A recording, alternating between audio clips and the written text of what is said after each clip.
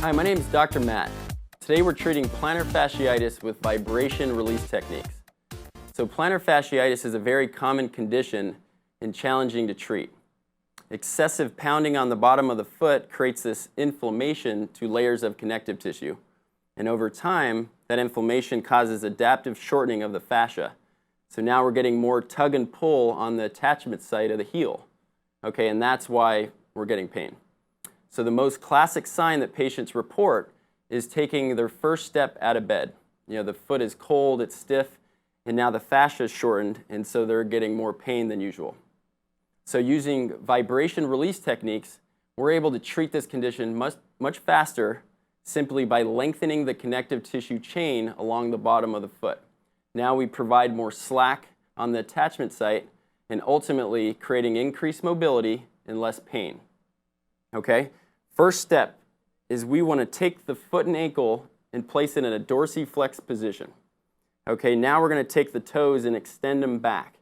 Okay, at this point we can feel a general tension along the bottom of the foot. Okay, it's at end range. So what I would do as a baseline measure is I'd capture that range of motion of the great toe in extension. Okay, then we can come back and reassess later. Okay, using the Rapid Release Pro 2 device, we can speed this process up. Okay, so as we dorsiflex,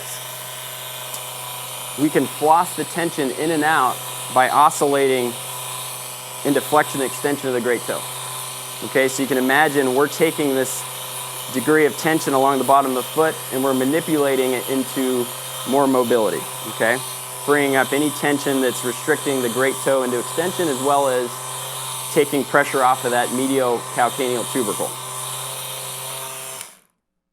Okay, and to reassess, you basically just want to kind of get a general sense of the mobility of the forefoot and also the flexibility of the great toe.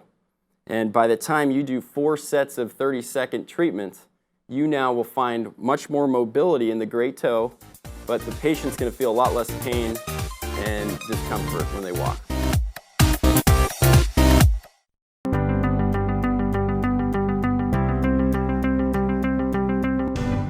This video is aimed at improving mobility across your foot and ankle.